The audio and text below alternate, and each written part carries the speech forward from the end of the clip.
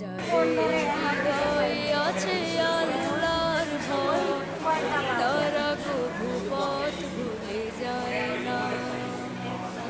আল্লাহর প্রেম ছাড়া এই দুনিয়ায় কারো কাছে কোনো কিছু চায় না। কায়েমের পথে যারা বিচল, তারা হলো আল্লাহর প্রিয়জন।